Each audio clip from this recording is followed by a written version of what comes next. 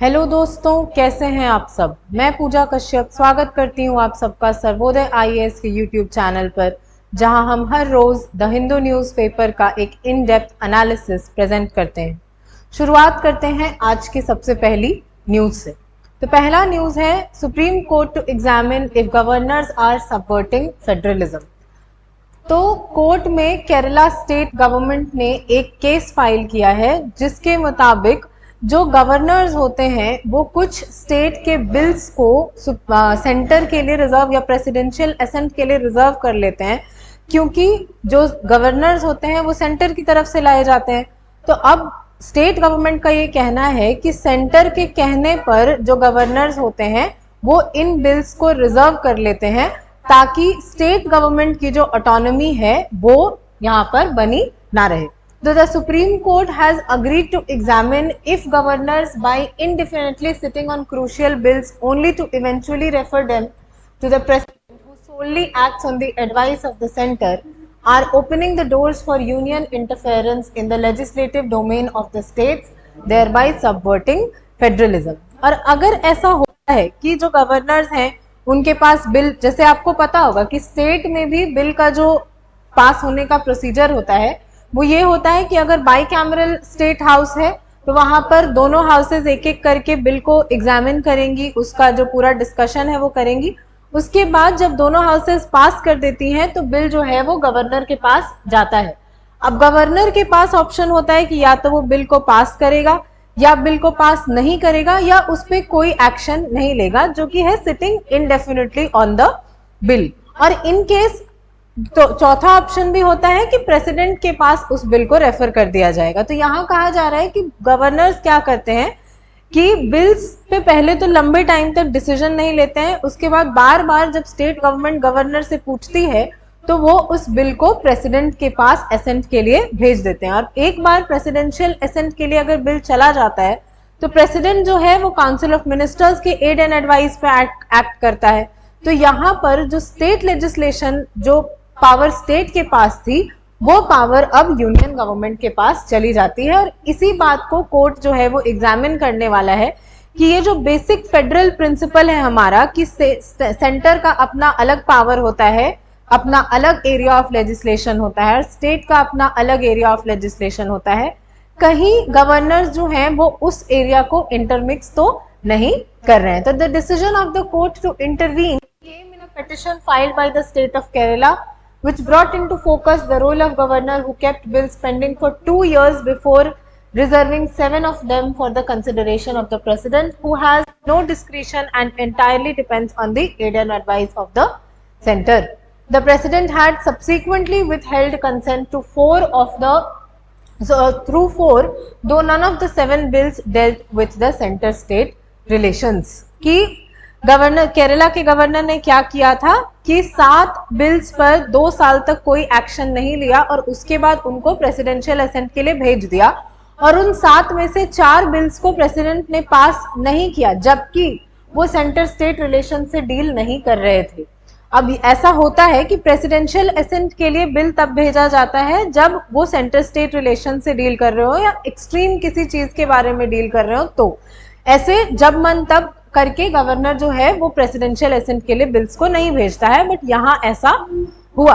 तो the state said that the machinations of the governor saw the center take decisions on issues exclusively coming within the state, within the ambit of the state's legislative domain. It argued that the governor's power to refer a bill for the consideration of the president limited and confined to specific circumstances detailed in the proviso of Article 213 of the Constitution। हमारे constitution के article 213 में ये explain किया गया है कि कहाँ किस किस केस में जो गवर्नर है वो प्रेसिडेंट के पास बिल भेज सकता है। उसके अलावा अगर गवर्नर जो है वो किसी बिल को रेफर करता है, उसके अलावा किसी सब्जेक्ट जो है उस बिल को अगर रेफर करता है गवर्नर प्रेसिडेंट के पास, तो ये जो होगा हमारे कॉन्स्टिट्यूशन का वायलेशन होगा। Chief Justice D.Y. Chandrachud said that the court would look into when the governors can refer the bills to the president। अब अगली हियरिंग जो है इसकी अगस्त 20 को रखी गई है। उस दिन डिसाइड होगा कि जो गवर्नर्स हैं वो कौन कौन से मैटर्स पे बिल्स को प्रेसिडेंट के पास भेज सकते हैं। तो आपको पूरा जो पॉलिटी का आपका कॉन्सेप्ट है कि स्टेट गवर्नमेंट के पास बिल्स कैसे पास होती हैं, स्टेट गवर्नमेंट की गवर्नर जो है वो कौन कौन सी एरियाज के बिल्स को प्रेसिडेंट के पास रेफर कर सकता है, उसके बाद प्रेसिडेंट के पास क्या क्या ऑप्शन होती है स्टेट बिल से रिगार्डिंग, ये सब आपको यहाँ पर रिवाइज करना पड़ेगा। नेक्स्ट जो न्यूज है हमारा वो है royal burial mounds of the Ahom dynasty from Assam make it to the UNESCO world heritage list. India के लिए एक बहुत अच्छी खबर है कि इंडिया की तरफ से 43rd UNESCO world heritage site जो है वो इस बार बनाया गया है। इंडिया में जो 43rd साइट है वो है royal burial mounds of the Ahom dynasty, जिसको कि लोकल लैंग्वेज में चराई देव मोइदम्स बोलते हैं। ये इनकी तस्वीर है। ये पुराने जमाने के, जो सालों पुराने, 100 साल से भी ज्यादा पुराने बेरियल माउंड्स हैं, यानी यहाँ पर लोगों को बेरी किया जाता था इसके नीचे और उसके ऊपर एक माउंड जैसा बना दिया जाता था। तो प्रेजेंट टाइम्स में वो एक टूरिस्ट डेस्टिनेशन की तरह जो है नजर आते हैं। तो द चराई देव moidams, a 700-year-old mound burial system of the Ahom dynasty of Assam, were added to the UNESCO World Heritage List, making them the 43rd property from India to be included in the prestigious index। जैसे कि जो Egypt के pyramids हैं जिनमें कि berry किया जाता था लोगों को, वो भी एक टूरिस्ट डेस्टिनेशन है। उसी तरीके से जो अहोम डायनेस्टी का ये चराई देव मोइदम्स है, रॉयल बेरियल माउंट्स, वो भी यहाँ पर एक टूरिस्ट डेस्टिनेशन की तरह देखे जाते हैं और अब उनको यूनेस्को की वर्ल्ड हेरिटेज लिस्ट में भी शामिल कर दिया गया है। तो similar to the pyramids of Egypt, the moidams are earthen burial mounds of the members of the Ahom royalty whose 600-year rule ended by the British takeover of the region. The Ahoms adopted Hindu method of cremation after the 18th century and began entombing the cremated bones and ashes in a moidam at Charaidev. अब ये लोग क्या करते थे, जैसे Hinduism में क्या होता है कि अगर कोई मर जाता है तो उसको, उसकी बॉडी को जला दिया जाता है और उसके बाद एशेस को पानी में बहा दिया जाता है। बट ये लोग क्या करते थे कि क्रीमेट करने के बाद, जो हमारा तरीका होता है क्रीमेशन का, उसके बाद जो चीजें बच जाती थी उसको, जो एशेस और बोन्स जो बच जाते थे उसको उन माउंट्स के नीचे दबा देते थे। और ये किसके लिए होता था? तो जो अहोम डायनेस्टी थी, जिसने 600 इयर्स तक रूल किया आसाम में, जिसने मुगल किंगडम्स, मुगल एम्परर को भी हराया था, वो अहोम डायनेस्टी के जो रॉयल मेंबर्स थे उनकी जो बॉडीज थी, उनका जो एशेज या रिमेन्स था वो यहाँ पर बेरी किया गया है। तो the highly venerated moidams make the Charaideo a distinct tourist destination. The Moidams are the first from the northeastern states to be recognized as a World Heritage Site in the cultural category। इसके पहले भी दो आसाम से जो काजीरंगा नेशनल पार्क है और मानस national park है, उनको वर्ल्ड हेरिटेज साइट का दर्जा दिया गया है, लेकिन ये नेचुरल कैटेगरी में आते हैं, कल्चरल कैटेगरी में नहीं आते हैं। कल्चरल कैटेगरी में कौन आ जाएगा? जैसे कि हमारा नालंदा का जो यूनिवर्सिटी है, जिसको कि यूनेस्को वर्ल्ड हेरिटेज साइट बोला गया है, या फिर हमारा जो महाबोधि टेम्पल है या खजुराहो के टेम्पल्स हैं, वो कल्चरल कैटेगरी में आ जाएंगे, जो हमारी कल्चर को दिखाते हैं। तो ये जो मोइदम्स हैं, चराईदेव मोइदम्स, ये हमारे कल्चर को दिखाते हैं, इसीलिए इनको कल्चरल कैटेगरी में इंक्लूड किया गया है। तो ये आपका एक पोटेंशियल क्वेश्चन बन सकता है। आपसे क्वेश्चन हो सकता है, पूछ लिया जाए कि Charaideo Moidams are the first UNESCO world heritage site to be included from Assam. तो ये स्टेटमेंट गलत हो जाएगा, क्योंकि इसके पहले भी आसाम से काजीरंगा नेशनल पार्क और मानस नेशनल पार्क को बनाया गया है, लेकिन वो नेचुरल कैटेगरी में है और ये जो है वो कल्चरल कैटेगरी में है। तो ये पहला है लेकिन कल्चरल कैटेगरी में। तो the Charaideo Moidam embodies the deep spiritual belief, rich civilisation heritage and architectural prowess of the Assam's Tai Ahom community. और कई बार हमारे प्राइम मिनिस्टर ने ये जो अहोम कम्युनिटी है इसके बारे में जिक्र भी किया है अपने स्पीचेस में। खास करके इनके एक बहुत प्रोमिनेंट सोल्जर थे जिनका नाम था लचित बोरफुकान, और ये लचित बोरफुकान, आप देखिए इनका मेमोरियल भी बनाया गया है, इनके स्टैचूज भी बनाए गए हैं, इनकी जो स्ट्रॉन्ग वैलर था उसको याद करने के लिए, क्योंकि मुगल्स के अगेंस्ट बहुत टफ लड़ाई लड़ी थी अहोम्स ने। और आसाम, अगर आप मुगल्स का पीक पावर भी देखेंगे, उस टाइम पे भी आसाम वाला जो एरिया था उसको मुगल्स कैप्चर नहीं कर पाए थे, जिसका रीजन है कि ये आहोम डायनेस्टी, और अल्टीमेटली आहोम डायनेस्टी का जो एंड हुआ था वो ब्रिटिशर्स के टाइम में हुआ था, उसके पहले नहीं। ठीक है, अब आ जाते हैं हमारे एडिटोरियल्स पर। तो पहला एडिटोरियल है using children's personal data legally and securely. तो यहाँ बात हो रही है कि हमारा जो एजुकेशन सिस्टम है, Indian education system, public education system जो गवर्नमेंट स्कूल्स वगैरह में, तो उसमें स्टूडेंट्स का डेटा जो है वो कलेक्ट किया जाता है, चाहे उनका आधार कार्ड डेटा हो, उनसे रिलेटेड उनकी फैमिली का सारा डेटा, ये सारा डेटा जो है वो उसमें कलेक्ट किया जाता है। और क्योंकि डेटा जो है वो बहुत प्राइवेट चीज होती है, बहुत सिक्योर से रखना पड़ता है, तो ये गवर्नमेंट का ऑब्लिगेशन है कि जो डेटा भी वो प्रोक्योर कर रहे हैं स्टूडेंट्स का, उस डेटा को लीगली सिक्योर्ड रखें। The Indian education system is one of the largest and the most diverse in the world. It comprises approximately 15 lakh schools, 97 lakh teachers and nearly 26.5 crore students from pre-primary to the higher secondary levels. The system includes stakeholders from varied socio economic backgrounds. कौन कौन हो जाएंगे हमारा जो education system है, उसके जो stake holders, हमारे स्टूडेंट से लेकर के टीचर्स से लेकर के आम जनता, सब कोई उसके स्टेक होल्डर्स होंगे, क्योंकि एजुकेशन सिस्टम किसी न किसी तरीके से सबको प्रभावित करता है। तो the ministry of education uses the UDISE Plus platform established in 2018 for collecting and exchanging real-time data on school infrastructure, teachers, student enrollment and academic performance। ये एक प्लेटफॉर्म है UDISE Plus, पहले UDISE था, अब UDISE Plus के नाम से इसको जाना जाता है, जो कि गवर्नमेंट यूज करती है, जो पूरा जितने भी स्कूल्स हैं हमारी कंट्री में उनका डेटा स्टोर करने के लिए। इसका एम क्या है? तो इसका एम है to improve resource collection, resource allocation and the quality of education through outcome based policies. अब पूरा डेटा अगर एक जगह पे होगा तो उससे क्या पता चलेगा कि कौन से जगह में जो रिसोर्सेज हैं उसकी ज्यादा कमी है, तो वहां पर ज्यादा से ज्यादा रिसोर्सेज भेजे जाएंगे। कहाँ से जो परफॉर्मेंस है वो उतना अच्छा नहीं आ रहा है, क्योंकि इसमें एकेडमिक परफॉर्मेंस का भी रिकॉर्ड होता है, तो अगर परफॉर्मेंस ज्यादा अच्छा नहीं आ रहा है तो वहां पे आपको मॉनिटरिंग करनी पड़ेगी, देखना पड़ेगा कि क्वालिटी टीचर्स हैं या नहीं है। जो भी पॉलिसीज गवर्नमेंट एजुकेशन के लिए के आ रही है वो पॉलिसीज वहां तक इम्प्लीमेंट हो भी रही हैं या नहीं हो रही हैं। तो डेटा कलेक्ट करने का मोटिव क्या होता है? अगर किसी के लिए भी हम डेटा कलेक्ट करते हैं किसी भी पॉलिसी के तहत, तो उसका मोटिव होता है इनपुट लेना, कि जो काम हम करना चाहते हैं या जो काम करने के लिए हम पॉलिसीज लेके आ रहे हैं वो काम एक्चुअली में हो रहा है या नहीं। दूसरा कि नेशनल एजुकेशन पॉलिसी जो हमारी 2020 में आई थी, उसने एक और चीज इंट्रोड्यूस करी, automated permanent academic account registry, अपार। और ये क्या है? तो unique student identifier.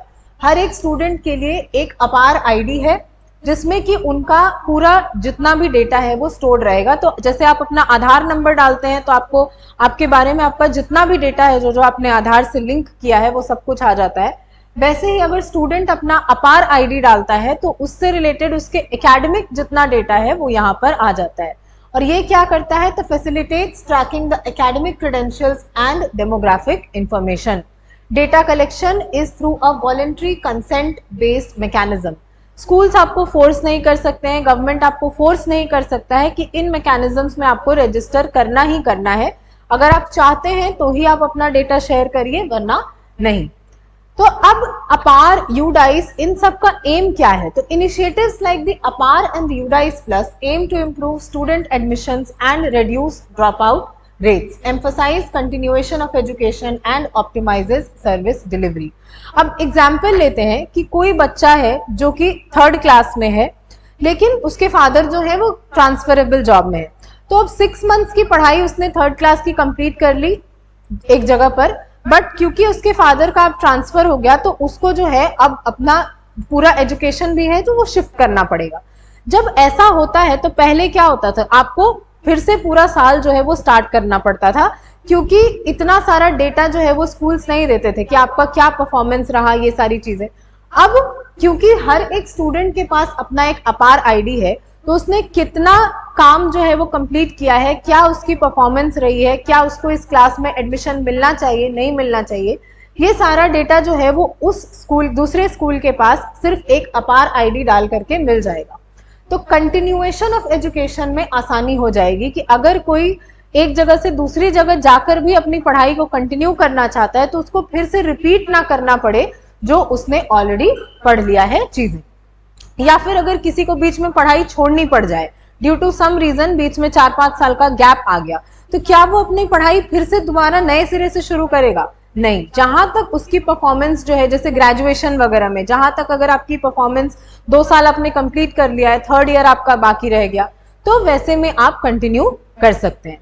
The importance of adhering to data privacy and minimising data sharing, क्योंकि अब इतना सारा डेटा जो है गवर्नमेंट के पास है, तो डेटा सिक्योरिटी और प्रिवेसी को लेकर के हमारे कंसर्न्स जो है वो और ज्यादा बढ़ जाते हैं। The Digital Personal Data Protection Act 2023 mandates compliance with regulations and consent for data collection. The Act highlights penalties for non-compliance and misuse of data. कि ये जो हमारा Digital Personal Data Protection Act है 2023 का, इसमें बहुत सारे regulations दिए गए हैं उन सारे बेनिफिशियरीज के लिए, उन सारे लोगों के लिए जो डेटा कलेक्ट करते हैं। और अगर आप डेटा कलेक्ट करते हैं तो उसको आपको कैसे स्टोर करना है, कैसे प्रोसेस करना है, उसकी प्रोसेसिंग इंडिया में होगी, इंडिया के बाहर होगी, इन सब से रिलेटेड जो भी प्रोविजंस हैं वो सब इसमें दिया गया है। और अगर कोई इसको कंप्लाई करने से मना करता है तो उसके लिए उनको पेनल्टीज भी देनी होंगी। तो अब यहां बोला जा रहा है कि हमें क्या करने की जरूरत है, कि हमें इंटीग्रेट करने की जरूरत है। यूडाइस है, अपार है, तो दोनों में सिमिलर डेटा जो है वो कलेक्ट हो रहा है, तो दोनों के इंटीग्रेशन की जरूरत है। अब आप किसी भी उसमें ले लीजिए, जैसे फॉर एग्जाम्पल हमारा आधार जो है वो गवर्नमेंट बनाती है, दूसरी तरफ देखिए कि आयुष्मान भारत योजना के तहत एक डिजिटल हेल्थ आईडी कार्ड जो है वो भी गवर्नमेंट प्रोवाइड करेगी। तो अगर डिजिटल हेल्थ आईडी कार्ड के लिए आपको फिर से अपने बायोमेट्रिक्स वगैरह देना पड़ेगा, अगर ये दोनों डेटा जो है वो सिंक हो जाए, यहाँ इंटीग्रेट हो जाए, तो यहाँ जो डेटा कलेक्ट हुआ था वो ऑटोमेटिकली यहाँ पर स्टोर हो जाएगा। तो कन्वर्जेंस होने के बाद जो ओवरलैप होगा डेटा कलेक्शन का वो यहाँ पर नहीं होगा, तो इससे टाइम भी कम कंज्यूम होगा और कॉस्ट भी जो है वो कम जाएगा। तो integrating UDIS Plus with APAR requires adherence to strict privacy norms. Sharing data must align with statutory requirements and benefits must outweigh potential risks. कि लेकिन अगर डेटा को इंटीग्रेट करना है, डेटा को लिंक करना है, तो उसके लिए आपको डेटा शेयर करना पड़ेगा। और डेटा शेयरिंग के जो नॉर्म्स हैं हमारे digital personal data protection act में, उन नॉर्म्स से कंप्लाई करना बहुत जरूरी है ताकि जो भी रिक्वायरमेंट है उसको हम मीट कर सकें। प्लस इस चीज का भी ध्यान रखें कि अब डेटा शेयर हो रहा है तो उससे रिलेटेड रिस्क जरूर होंगे। हो सकता है कि डेटा जो है आपका लीक हो जाए, लेकिन क्या डेटा शेयर करने की वजह से जो बेनिफिट्स होंगे वो इन रिस्क को आउटवे कर सकता है या नहीं, इस चीज का प्रॉपर एनालिसिस, एग्जामिनेशन हमें करना होगा। तो क्या क्या चैलेंजेस हैं? तो legal liability for data misuse and the need for specific protocols for data sharing, addressing potential integration issues with third party entities like the DigiLocker, necessity for grievance redressal mechanism for data principals। जो भी issues हैं उनको address करने की जरूरत है कि अगर थर्ड पार्टी ऐप के साथ अगर आपको डेटा शेयर करना है तो क्या प्रोटोकॉल्स आपको फॉलो करने होंगे। इन केस अगर किसी का डेटा मिसयूज होता है तो उसके लिए क्या प्रोटोकॉल्स फॉलो होगा कि उसका जो ग्रीवांस है उसका रिड्रेसल हो जाए, क्या मैकेनिज्म होगा। तो अगर डेटा शेयर हो रहा है तो एक प्रॉपर मैकेनिज्म बनाना पड़ेगा कि किसी का अगर मिसयूज हो रहा है तो वो किसको अप्रोच कर सकता है। तो based on the Supreme Court's ruling in Justice KS Puttaswamy versus Union of India, test include legality, necessity and proportionality of act for actions involving personal data. तो ये जो Justice KS Puttaswamy versus Union of India का जो judgement था, इसने कहा था कि राइट टू प्रिवेसी जो है हमारा वो फंडामेंटल राइट है अंडर आर्टिकल 21। आर्टिकल 21 यानी right to life and personal liberty, इसके अंडर इम्प्लिसिट है कि राइट टू प्रिवेसी जो है वो भी हमारा एक फंडामेंटल राइट है। तो क्योंकि राइट टू प्रिवेसी हमारा फंडामेंटल राइट है, तो अगर डेटा हमारा लीक होता है, शेयर होता है किसी के साथ, यानी कि हमारा फंडामेंटल राइट जो है वो कॉम्प्रोमाइज हो रहा है। तो इसीलिए शेयरिंग का लीगैलिटी देखना पड़ेगा कि वो नॉर्म्स के साथ कंप्लाई कर रहा है या नहीं, नेसेसिटी देखना पड़ेगा कि उसके अलावा कोई और ऑप्शन है या नहीं, प्लस प्रोपोर्शनैलिटी देखना पड़ेगा। ये 3 टेस्ट हैं जो किसी भी मामले में किए जाते हैं। कोई भी एक्शन के को एग्जामिन करने के लिए उसको 3 पैमानों पे जांचा जाता है कि क्या वो लीगल है या नहीं, क्या वो जरूरी है या नहीं, प्लस क्या वो प्रोपोर्शनल है या नहीं। अगर वो नुकसान पहुंचा रहा है तो उस नुकसान की भरपाई वो और कितने बेनिफिट्स के साथ कर सकता है, ये चीजें यहां पर देखनी पड़ेगी। ठीक है, तो अब बढ़ते हैं हमारे आज के नेक्स्ट एडिटोरियल पर, जो कि है a new push in the bay of Bengal. तो अभी रिसेंटली यहाँ पर जो बिम्स्टेक है हमारा, bay of Bengal initiative for maritime and sectoral cooperation, उसकी एक फॉरेन मिनिस्टर्स की रिट्रीट हुई। तो यहाँ पर अब बिम्स्टेक का क्या सिग्निफिकेंस है, बे ऑफ बंगाल में जितनी बे ऑफ बंगाल के आसपास में जो कंट्रीज हैं वो ही इसका पार्ट होती हैं। तो इन कंट्रीज के साथ कोऑपरेशन का इंडिया को क्या बेनिफिट मिलेगा वो हम इस आर्टिकल में देखते हैं। तो held in New Delhi focusing on cooperation and security, connectivity, trade and investment within the bay of Bengal. क्या, तो बिम्स्टेक फॉरेन मिनिस्टर्स रिट्रीट जो है वो अभी हुआ था, और ये 6th समिट के लिए जो कि सितंबर में स्केड्यूल्ड है उसके लिए एक प्रेपरेटरी मीटिंग थी। और 6th समिट में क्या एक्सपेक्टेड है, तो expected to sign the BIMSTEC agreement on maritime transport cooperation to improve regional connectivity. अब जितने भी कंट्रीज हैं बिम्स्टेक में, फॉर एग्जांपल अगर आप इंडिया का मैप देखें तो हम अगर बे ऑफ बंगाल के साइड वाला एरिया देखेंगे तो ये हमारा बे ऑफ बंगाल है। तो यहाँ पर बिम्स्टेक में इंडिया है, बांग्लादेश है, भूटान है, नेपाल है, श्रीलंका है, थाईलैंड है, ये सारी कंट्रीज जो हैं वो बिम्स्टेक का पार्ट है। तो अब यहाँ पर अगर हम मैरीटाइम कोऑपरेशन के लिए एक मैरीटाइम ट्रांसपोर्ट के लिए एक कोऑपरेशन इनिशिएटिव लेते हैं, मतलब जितनी कंट्रीज है यहाँ पर, ये पूरा एरिया जो है वो आपस में एक दूसरे से कनेक्ट हो जाएगा। और ये जब हम अचीव कर लेंगे, इसका मतलब जो हमारा इंपोर्ट एक्सपोर्ट पूरा ट्रेड का जो रूट है वो और ज्यादा रैशनलाइज हो जाएगा। तो BIMSTEC includes 5 south Asian countries and 2 south east Asian countries. It facilitates multilateral engagement and strengthens relations with the eastern neighbours. और बिम्स्टेक जो है इंडिया उसका फाउंडिंग मेंबर के तौर पे इंडिया उसमें जुड़ा था। तो उस जब से बिम्स्टेक की शुरुआत हुई है तब से इंडिया जो है उसका मेंबर रहा है। और क्योंकि इंडिया के अलावा और कोई इतनी बड़ी इकोनॉमी उसका पार्ट नहीं है, तो इंडिया का एक सिग्निफिकेंट से है बिम्स्टेक में। और इसीलिए बिम्स्टेक जो है वो इंडिया के लिए बहुत इंपॉर्टेंट है, इंडिया की इकोनॉमिक डेवलपमेंट, सिक्योरिटी और फॉरेन पॉलिसी तीनों पर्सपेक्टिव से। तो क्या स्ट्रेटेजिक एडवांटेज है इसका? The strengthening ties with Bangladesh and Myanmar provides access to the sea and more significant presence in the Indo Pacific. Thailand identifies as a bridge between the BIMSTEC and the ASEAN. जो ASEAN है यानी Association of South east Asian Nations, वो 10 जो south east Asian Nations हैं उनका part है। तो अगर हम थाईलैंड के साथ अच्छे रिलेशंस बनाते हैं, क्योंकि थाईलैंड जो है वो कॉमन है, बिम्स्टेक में भी है और आसियान में भी है, तो अगर हम थाईलैंड के साथ एक लिंक बनाते हैं, अपना अच्छा रिलेशंस बनाते हैं, तो थाईलैंड जो है वो इंडिया और आसियान के बीच में एक ब्रिज का काम कर सकता है, एक लिंक पिन का काम कर सकता है कि अगर हमें आसियान के साथ कोई कोऑपरेशन करना है तो थाईलैंड को वहां पर हम, जैसे होता है ना फैमिलीज में या दोस्तों में, अगर किसी से आपको काम है तो उसके किसी जान पहचान वाले को आप ढूंढते हैं कि ये उसको अगर बोलेगा तो ये काम होना ज्यादा आसान हो जाएगा। तो वैसे ही अगर हम थाईलैंड के साथ अच्छे रिलेशंस बनाएंगे तो आसियान के साथ भी हमारे रिलेशंस जो है वो इम्प्रूव होने के चांसेस हैं। अब ये जो रिट्रीट हुआ था इसमें 2 सेगमेंट्स थे जिसमें अलग अलग डिसीजंस लिए गए। तो पहला जो सेगमेंट था वो रीजनल कोऑपरेशन को असेस कर रहा था और 2 की आउटकम्स थे, जैसे कि establishment of centres of excellence in agriculture, disaster management and maritime transport. दूसरा support for cancer research, e visas for patients, kidney disease inclusion, private sector involvement in trade, connectivity, cyber security and countering narcotics and illegal arms.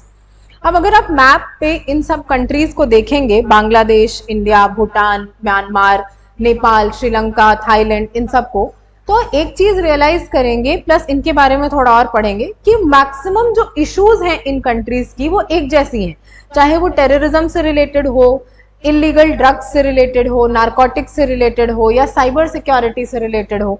ये maximum एक जैसी issues को ये लोग face कर रहे हैं। तो एक जैसी इश्यूज के लिए अगर हम कॉमन सोल्यूशन निकालेंगे तो वो ज्यादा बेटर होगा, रादर देन अगर सब सेपरेट सेपरेट सोल्यूशंस निकालेंगे। तो पहला जो हमारा सेगमेंट था उसमें यही फोकस किया गया कि जो भी हमारे कॉमन इश्यूज हैं उनको हम रिजॉल्व करने की कोशिश करें।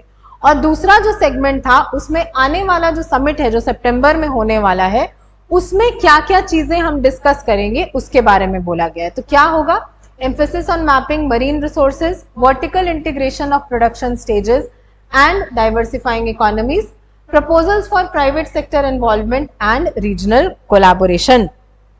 कि आने वाले समिट में हमारा जो मरीन रिसोर्सेज है उसको हम कैसे यूटिलाइज कर सकते हैं, प्रोडक्शन स्टेजेस यानी कि जो अगर कहीं पे जो अगर प्रोडक्शन हो रहा है तो कहीं पे आपको रॉ मटेरियल्स मिल सकता है, कहीं पे आपको मशीनरी मिल सकती है, तो उन सबको वर्टिकली इंटीग्रेट कर देना ताकि एक कंट्री पे पूरा लोड जो है वो ना पड़े। तो इससे क्या बेनिफिट्स होंगे? तो बेनिफिट्स हैं multilateral milestone for India with significant bilateral meetings, discussions with Myanmar, Bangladesh and others on critical issues like displaced persons, narcotics, illegal arms and economic cooperation, focus on resolving long pending issues like the Teesta water dispute with Bangladesh। जब मैंने आपको India Bangladesh का relations करवाया था एक news analysis में, तो Teesta water dispute को उसमें हमने बहुत डिटेल से डिस्कस किया था कि तीस्ता जो है एक कॉमन रिवर है इंडिया और बांग्लादेश के बीच में, जिसमें कि तीस्ता का एक सिग्निफिकेंट पोर्शन जो है वो वेस्ट बंगाल से होकर के गुजरता है। तो इस पर एक परमानेंट सोल्यूशन हमें इसलिए नहीं मिल पा रहा है क्योंकि वेस्ट बंगाल की जो गवर्नमेंट है वो अग्री नहीं करती है इस इशू को अपने जो सेंटर के हिसाब से रिजॉल्व करने के लिए, और उनके हिसाब से वेस्ट बंगाल की जो डिमांड्स हैं वो कॉम्प्रोमाइज नहीं होनी चाहिए। तो तीस्ता वाटर डिस्प्यूट, अब कभी भी वाटर डिस्प्यूट अगर रिजॉल्व करना है दो कंट्रीज के बीच में तो उसमें स्टेट गवर्नमेंट्स का से नहीं हो सकता है, बल्कि सेंटर ही उसको रिजॉल्व कर सकता है। तो ये जो मल्टीलैटरल मीटिंग्स होती हैं या मल्टीलैटरल प्लेटफॉर्म्स होते हैं वो हमें एक ऐसा प्लेटफॉर्म प्रोवाइड करते हैं कि जितनी भी कंट्रीज आई हैं उनके साथ जो हमारे बायलैटरल इश्यूज हैं उनको भी हम रिजॉल्व कर सकें। जैसे कि अगर 4 दोस्तों का एक ग्रुप है, उसमें इन 2 दोस्तों के बीच में लड़ाई चल रही है, लेकिन चारों जब मिलेंगे तो इन 2 दोस्तों के बीच में भी जो इशू होगा उसके भी रिजॉल्व होने के चांसेस जो हैं वो बढ़ जाएंगे। तो बिम्स्टेक हमें एक अपॉर्चुनिटी देता है कि म्यांमार, बांग्लादेश जैसे कंट्रीज के साथ जो हमारा थोड़ा बहुत इशू चल रहा है उसको हम रिजॉल्व कर सकें। तो इंडिया का क्या विजन है? तो embodies India neighbourhood first and act east policies, promotes collaborative growth for national and regional wellbeing, encourages future collaborations through energy resources and renewed commitment to cooperation। India ने हमेशा ही इस बारे में बोला है वासुदैव कुटुंबकम कि the world is a family, और उसमें भी जो कंट्रीज हमारे नेबरहुड में हैं उनके लिए हमारा नेबरहुड फर्स्ट पॉलिसी है, ईस्ट में जो कंट्रीज लोकेटेड हैं उनके लिए हमारा एक्ट ईस्ट पॉलिसी है। यानी ये कंट्रीज हमारी प्रायोरिटी हैं और इनके साथ जो हमारा रिलेशंस जब तक हम स्ट्रांग नहीं बनाएंगे तब तक ग्लोबली जो हमारा इमेज है वो कभी भी स्ट्रांग नहीं होगा। तो जो हमारा एम है कि हमें विश्व गुरु बनना है उसके लिए पहले हमें हमारे नेबरहुड को स्ट्रांग बनाने की जरूरत है। अब जो आज का लास्ट एडिटोरियल है वो है फिस्कल फेडरलिज्म से रिलेटेड। तो कल मैंने आपके साथ एक न्यूज आर्टिकल डिस्कस किया था। पहला न्यूज आर्टिकल जो था कि कोर्ट ने एक जजमेंट दिया कि स्टेट्स के पास जो मिनरल रिच लैंड्स हैं उनको टैक्स करने का अनलिमिटेड राइट्स है। तो अगर आपने वो नहीं देखा है तो पहले आप वो देख लीजिए, तब आपको ज्यादा बेटर समझ में आएगा। तो कोर्ट की ये जो रूलिंग है उसका क्या इम्पैक्ट पड़ेगा, क्यों ये इंपॉर्टेंट था, इसी बारे में यहाँ बात हो रही है। तो the Supreme Court's ruling on taxing mineral rights marks a significant milestone in the context of fiscal federalism in India by allowing the states to tax mineral rights and mineral bearing lands. The court has reinforced the legislative autonomy of the states which had been perceived as eroded due to the Mines and Minerals Development and Regulation Act 1957. This ruling acknowledges the state's power to generate revenue through taxation, an essential aspect of federal governance कि Indian federalism जो है उसमें centre और states के जो subjects हैं वो divided है, प्लस उन सब्जेक्ट्स पे जो टैक्सेशन के राइट्स हैं वो भी डिवाइडेड है। तो मिनरल लैंड्स जो आते हैं या कोई भी लैंड जो होता है वो स्टेट के कंट्रोल में होता है, तो उस लैंड पे जो टैक्स लगाना है वो भी स्टेट के कंट्रोल में था। लेकिन जब ये एक्ट आया, mines and minerals development and regulation, इसका अभी रिसेंटली अमेंडमेंट हुआ, तो उसमें ये जो मिनरल रिच लैंड्स थे उन पे टैक्स लेने का, टैक्स कलेक्ट करने का जो राइट था वो चला गया था सेंटर के पास। तो इसकी वजह से बहुत सारे स्टेट्स जो थे उनको नुकसान हो रहा था। तो for decades it was believed that the states lacked the power to tax mineral resources due to the MMDR Act 1957. The right to tax mineral rights is conferred on the states through entry 50 of the state list in the 7th schedule, subject to limitations imposed by the parliament. यानी जो हमारा MMDR act है उसकी वजह से हमेशा से ये माना जाता था कि फिस्कल ऑटोनॉमी स्टेट्स के पास नहीं है मिनरल रिच लैंड्स को टैक्स करने की। तो अगर हम फिस्कल फेडरलिज्म की बात करें तो ये बहुत इंपॉर्टेंट हो जाता है स्टेट्स की गवर्नेंस के लिए। अब अगर आप किसी को रिस्पॉन्सिबिलिटी देते हैं तो उसके साथ साथ उसके पास अथॉरिटी भी होनी चाहिए। किसी को अगर कोई काम करना है, किसी को अगर एजुकेशन प्रोवाइड करना है, अब एजुकेशन प्रोवाइड करने के लिए रिसोर्सेज चाहिए होंगे, खास करके फंड चाहिए होगा। अगर उसको आप फंड ही नहीं दीजिएगा तो वो एजुकेशन कैसे प्रोवाइड करेगा? तो स्टेट्स भी जो टैक्सेस कलेक्ट करती हैं उसके द्वारा जो वेलफेयर स्कीम्स होती है उस पे पैसे खर्च करते हैं ताकि लोगों का वेलफेयर हो सके। और अगर स्टेट्स की फिस्कल ऑटोनॉमी को हम छीन लेते हैं तो ये फिस्कल फेडरलिज्म का इरोजन होगा। तो the ruling is seen as a victory for fiscal federalism and state autonomy. It opens up a new taxation avenue for the states, enhancing their ability to generate revenue. This is crucial for the states to fund welfare schemes and the services. अब इसके बाद हो सकता है कि centre जो है वो इस लॉ को अमेंड कर सकती है to explicitly limit the state's taxation powers and even prohibit them from taxing mineral rights. This could be an attempt to maintain uniformity and prevent potential market disruptions. अब इसके पहले जो स्टेट्स थी उनके पास मिनरल रिच लैंड्स को tax करने की authority नहीं थी, लेकिन अब क्योंकि ये राइट उनके पास आ गया है तो हो सकता है कि ये यूनिफॉर्मिटी जो अभी तक बनी हुई है कि सारे स्टेट्स के पास इक्वल राइट्स है कि कितना रेवेन्यू वो कलेक्ट कर सकती हैं, वो यूनिफॉर्मिटी यहाँ पर बरकरार नहीं रहेगी। क्यों नहीं रहेगी? क्योंकि हर स्टेट के पास जो मिनरल है वो इक्वल लेवल में अवेलेबल नहीं है। फॉर एग्जाम्पल जब बिहार झारखंड का सेपरेशन हुआ तो जितना भी मिनरल रिच लैंड्स था वो सारा झारखंड के पास चला गया और बिहार के पास जो मिनरल से जिस लैंड में मिनरल नहीं था वो लैंड बच गया। तो अगर झारखंड के पास आज मिनरल रिच लैंड्स को टैक्स करने की अथॉरिटी आ जाती है तो कल को जाकर के झारखंड का जो रेवेन्यू जनरेशन होगा वो बिहार से बहुत ज्यादा होगा। तो यही एग्जाम्पल के तौर पर हम समझते हैं कि जितने भी स्टेट्स हैं जैसे झारखंड हो गया, छत्तीसगढ़, उड़ीसा, इन सब के पास बहुत सारे मिनरल्स हैं। तो अगर इनको हम टैक्स करने की अथॉरिटी दे देते हैं मतलब उनका रेवेन्यू कलेक्शन जो है वो एकदम बहुत ज्यादा स्पाइक कर जाएगा। वो स्पाइक जब होगा तो बाकी स्टेट्स को यहाँ पर नुकसान होगा। तो यहाँ पर हो सकता है कि सेंटर जो है इस यूनिफॉर्मिटी को बरकरार रखने के लिए परमानेंटली इस लॉ को मॉडिफाई करे और यहाँ पर स्टेट्स के पास जो अभी तक राइट उनको दिया गया है कोर्ट के द्वारा उस राइट को दोबारा से वापस ले ले। However, such measures would need to balance the need for central oversight with respect to states' constitutional rights and fiscal independence. लेकिन यहाँ पर अगर सेंटर ऐसा कोई मेजर लेता है तो सेंटर को फिस्कल फेडरलिज्म, फिस्कल इंडिपेंडेंस जो स्टेट्स का है उसको ध्यान में रखना होगा। The Supreme Court's ruling marks a pivotal moment for fiscal federalism in India. It reinforces the constitutional principle of state autonomy in resource management and taxation while highlighting the need for careful consideration of potential economic impacts. तो अब आगे क्या होगा ये हम देखेंगे कि in case अगर सेंटर जो है वो इस पे कोई और मॉडिफिकेशन करता है या नहीं करता है, but for the time being ये एक बहुत हिस्टोरिकल डिसीजन है क्योंकि ये हमारे फिस्कल फेडरलिज्म को रीइंफोर्स कर रहा है। जो फेडरल प्रिंसिपल्स हमारा कॉन्स्टिट्यूशन जिसके बारे में बार बार बात करता है उन फेडरल प्रिंसिपल्स को यहाँ पर रीअसर्ट कर रहा है। तो दैट्स ऑल फॉर टुडे। अगर आपको इस लेक्चर का पीडीएफ चाहिए तो आप सर्वोदय आईएएस के टेलीग्राम चैनल से उसको डाउनलोड कर सकते हैं जिसका लिंक आपको नीचे डिस्क्रिप्शन में मिल जाएगा। Thank you. जय हिंद।